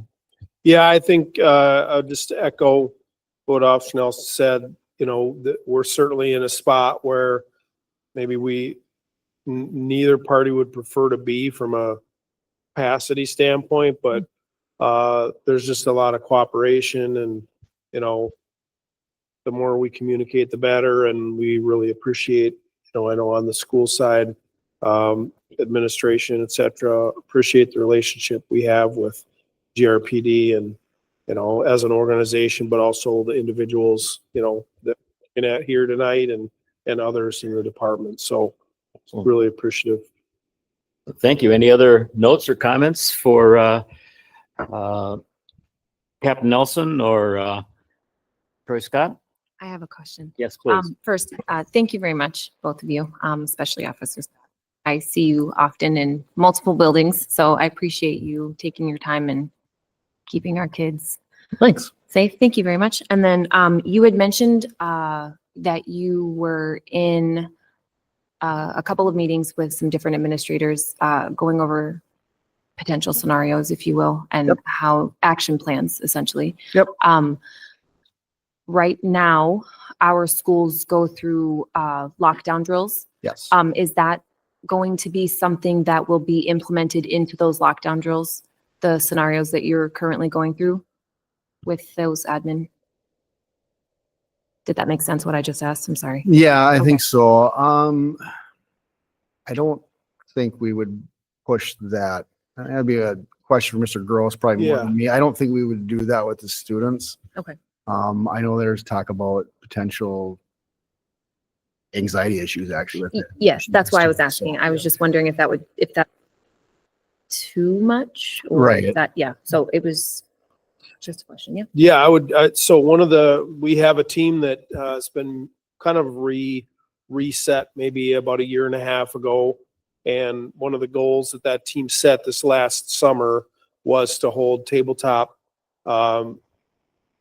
drills, if you will, at each of the buildings. And so Officer Scott mentioned that, and essentially it's an opportunity to talk through the process. One of the things might be, you know, how are we going to make sure that we can safely get all the kids home with their parents if parents have to come and pick up their kids in an off-site location, or if there's a particular scenario, let's talk through where the hiccups might be before we even run through that scenario.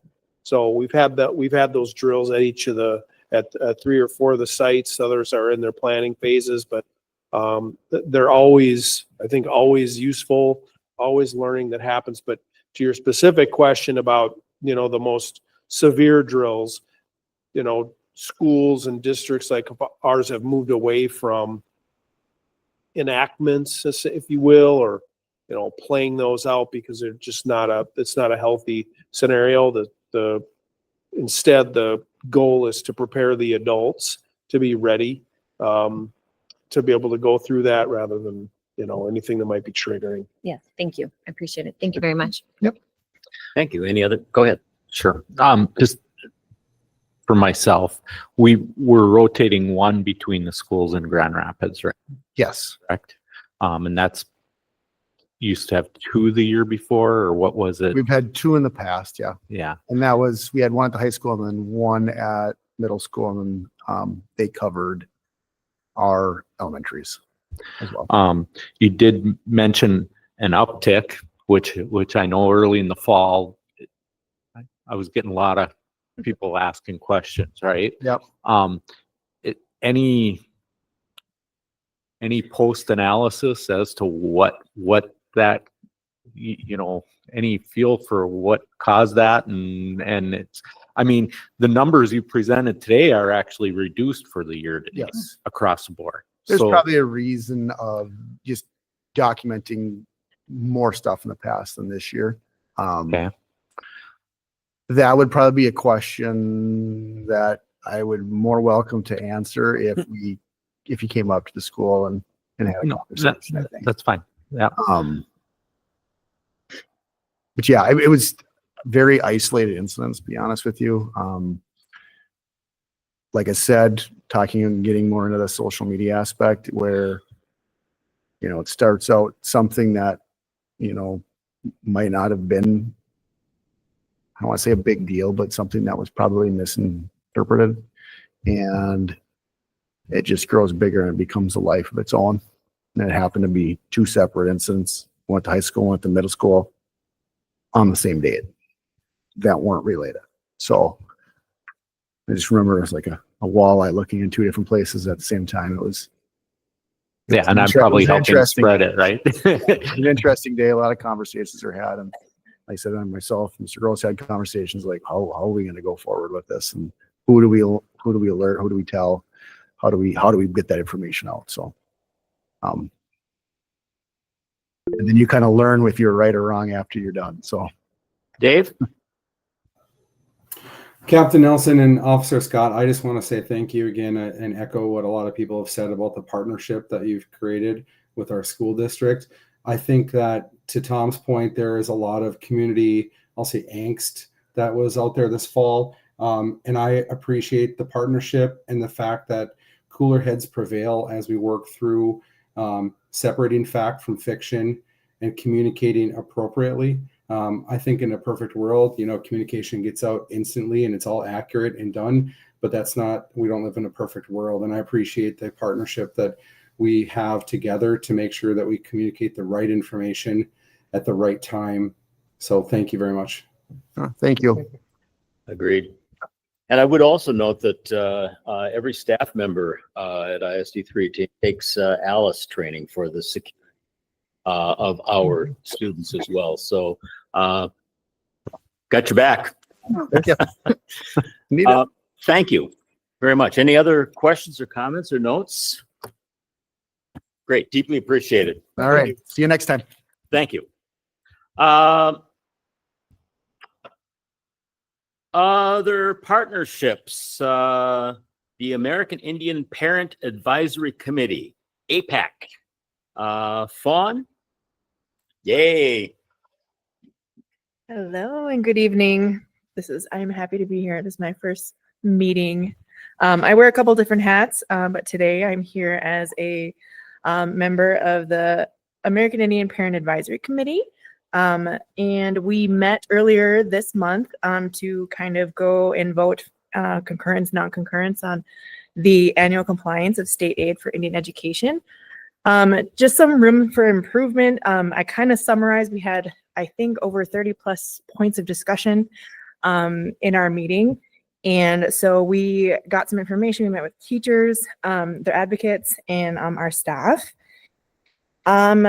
Teacher equity came up. So more licensed teachers focusing, and we had questions and clarity around that. Community and student collaboration, engagement. So that's more of how we bring community more broader. So thinking of like tribal councils and how our district shows up at our events. And then cultural fluency across the district. So getting more teachers culturally fluent, not competent. I think those are two different words. And then some top highlights. I think our program is really good at doing their paperwork, their due diligence on following up with the aid. Everybody's at capacity, so they're doing what they can and kind of putting out the little flyers everywhere, supporting students. The staff shared some data with us that showed that they're getting across the finish line. We have a pretty good graduation rate amongst our students, despite some challenges along the way. And then we all voted that District 318, I work with 317 too, so I'm like, what district am I in? That we are in concurrence with the state. So that's all I have. Great. Any comments or notes or questions for Fawn? I just want to say thank you. You and the rest of advocates in our Indian education community are doing a wonderful job. And thank you for taking the time to educate our students about your culture. Thank you. Thank you. Yep. Tom? No comments. Thank you. I appreciate the work you've done. I was curious. I went through, was it 23 points? 30. 30, yeah. Yep. I reviewed those, and many were very highly ranked. There were a few that were kind of just really not making it. And I'm interested in a perception of what can we do? What do we need to do? Where's the hitch in the get along for those?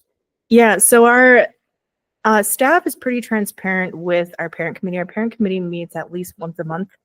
And so my other role and other hat that I wear in the district is A&I coordinator.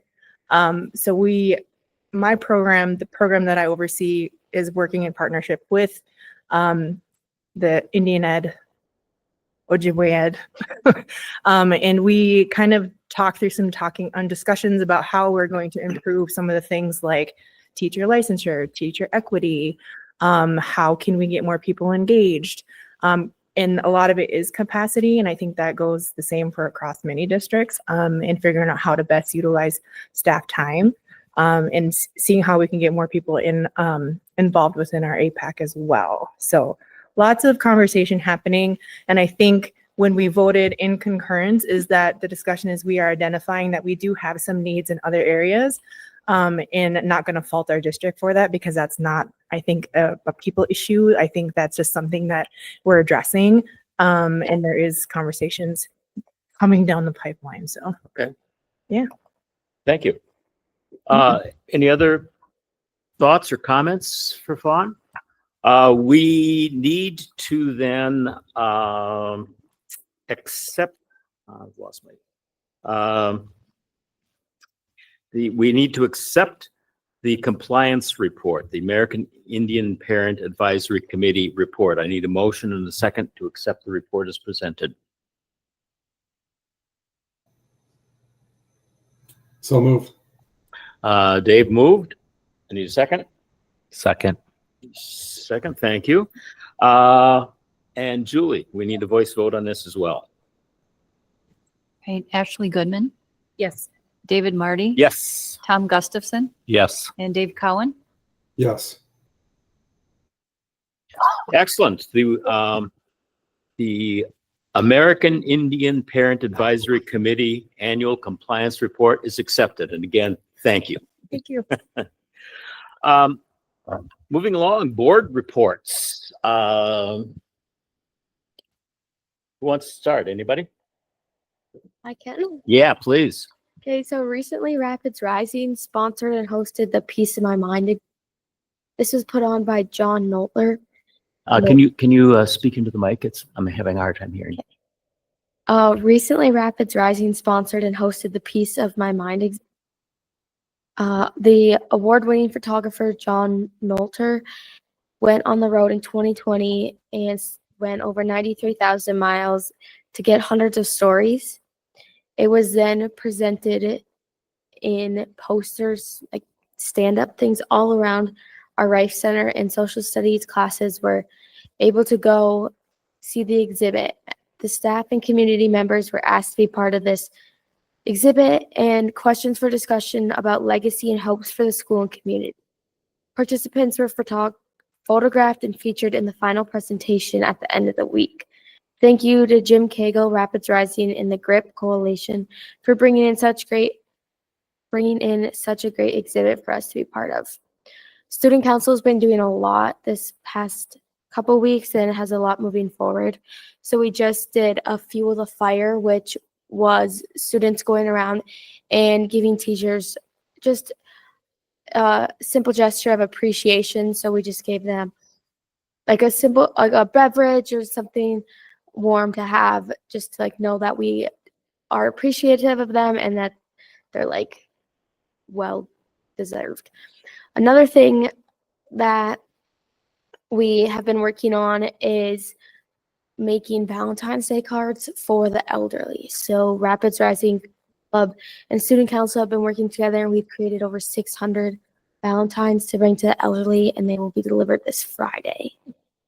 We've also are starting a fundraiser called Pull Together for RMH. This is to support the Ronald McDonald House. So we're going to be collecting pop tabs during our 3rd hour class. And just all like the proceeds will go to Ronald McDonald.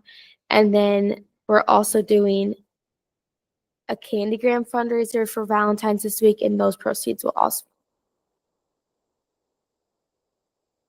Good. Okay. So our IB diploma candidates for seniors are doing their annual IB project. So they started that up last week and collected like toiletries that'll be sent to Grace House. So they just wrapped that up last week, and hopefully our class wins. Registration started up for 9th through 11th graders of the high school. And then there's also tonight, there's a band concert it's their bridge concert with the high school, the symphonic band, and the 8th graders. And they'll kind of do like some pep band songs, just kind of introduce them to the high school environment. Math team sections is tomorrow with Mr. Anderson, and he's bringing 15 students, which is a lot in the past few years, is what they've had. And then Friday has their annual Key Club blood drive. So there's still spots, I believe, for the community if people want to sign up, and high schoolers as well. And then Coach Spawn started his annual Super Bowl bowling competition between the football team. So they started that up last year, and they had this was their 2nd annual one this Sunday. And that one pretty good. Then kind of just some sports updates. Swimming had like a big upset against Duluth East at the Hibbing Invitation. Yeah. Oops. And then girls hockey has their section finals against Andover on Thursday. And then boys hockey and wrestling will start up their sections. And yeah, that's about it. Perfect. Thank you. Thank you. Tom? Well, we've been pretty busy here as a group, it seems like. Been trying to keep up with that thus far, and I can't say much beyond our workshop lately. Trying to get our head wrapped around that budget and understand things. So, that's all I have to report. Thank you. Great. Dave? All right. So since the last meeting, right after the meeting, I was able to take a kind of a personalized tour with Principal DeCoster up at the Big Fork School, since I wasn't able to make the board visit a couple weeks back. The thing that stood out to me was the new weight room and workout room there, and the community partnership in that space. It's just a great way for the community to interact. That was pretty impressive. On Monday the 27th, I had a great meeting with Carol Lundeen, our business manager, to talk through people, process, and systems in the business office in my new role as treasurer. She walked me through our purchasing and payment processes, to help me get a good understanding of who does what within the district as it relates to finance. It's a great meeting, and we've already set up another one to continue to have that partnership and build that relationship. On the 30th, I visited the science fair at the middle school along with Ashley. I walked through the displays and talked to several students. Some cool things about ice melt alternatives to salt, aerodynamics and paper airplanes, which was pretty fun. The effects of different types of water on plant growth, beekeeping, all sorts of great things. So lots of thanks to Lori Grabarkowitz for her work in organizing that event for these years. And then just lastly, on the 31st, I attended the Grand Rapids High School Student of the Month program, and what a great event to see these kids recognized for their hard work. And that's all I got. Thank you, Dave. Just echoing what Dave said, we were both at the same events here. On January 30th, there was the at our GEMS Middle School, which is put on by Lori Grabarkowitz, our sixth, along with the help of other sixth grade staff, teachers. And Lori does that with the help of grant money. Please help me say his name correctly. Jim Schneeways. Thank you. He graciously donated $10,000, and that helped our science fair happen this year. And also, Mrs. Grabarkowitz puts in her own time and money as to basically add some things for the students. You know, a pizza party and different prizes for those children. And I believe it was 20 the state round for our science fair. And Dave mentioned some of the awesome exhibits. One of my favorites was what kind of pens were the best. So that was just interesting because I am definitely a pen nerd. No pen is safe. So the other also, like Dave had mentioned, was the that's always nice to see. Just different students that generally, you know, we are used to seeing children that are excelling or, you know, are just always on the top academically or sports athletically. And it was nice and refreshing to see some of these students that were chosen, you know, on their day-to-day and how that impacts not just themselves, not just their, you know, their teachers, but their peers as well. And so it was nice to be a part of that and just see these children be given the accolades that they deserve. So that was also very nice to see. And then, like Tom says, just learning all the things, trying to just take that all in and do the best we can. And so, yeah, that is what I have. Thank you. Thank you, Ashley. Very briefly, I was at the Student of the Month and ceremony and echo the comments of Dave and Ashley. And the Student Science Fair, my goodness, what a great presentation, and other board members were there as well. The students were so well spoken and so deliberate and so well schooled in what they had to communicate. I had to keep reminding myself, wait, these are middle school kids. They were really very profound. Just to note, the endowment committee is gathering today, as a matter of fact. We have to award and thank all of the teachers in our district this coming week. And so those plans are in place right now. Lots of budget talks. And with that,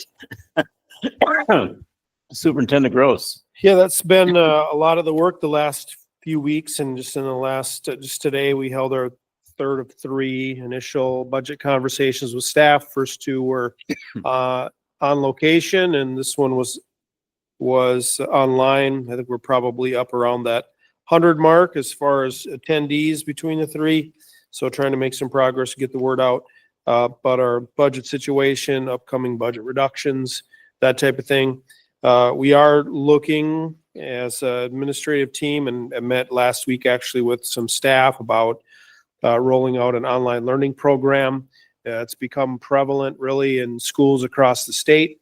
And, you know, with the number of students that are enrolled online or homeschool, opportunity here to affect our enrollment and address our budget gap or deficit from on the revenue side of the ledger, which isn't always something we can easily do. Along with that, watching legislation, the House is back now, and I think they today maybe started hearing bills, and so watching a number of bills that are important to us on the Senate and now soon the House side, whether that's about funding or other items, policy items. So those will be really important to watch. I can't say it enough. I said it today in our budget meeting that there are a couple things that our legislature needs to act fast on. That doesn't necessarily jive with typical political process or, timing, but if they wait till May to do some things that they need to do, and I think already know they're going to do, it will cost jobs in the state. And so they need to act first and act fast on some of those things that I think, are aware they need to fix. Jill Wheelock was presented this week, last week at the Minnesota Elementary School Principals Association conference with an award on behalf of Cohasset, the School of Excellence. So it's great to see her get that award and be honored. She's a very humble and skilled leader, and that was great. Want to recognize our retirees, just amazing people and so just appreciative of that and the gift that they are to our community. I think that exhausts my list. Thank you. Good list. Thank you. Meeting notices. We have upcoming school board committee and meeting dates that are posted on each agenda. The meeting agendas can be found on the school district's site and on the designated posting sites at the ISD 318 Educational Services Center here. Is there anything else that needs to come before this board? Going once, going twice? If not, we stand adjourned. Thank you.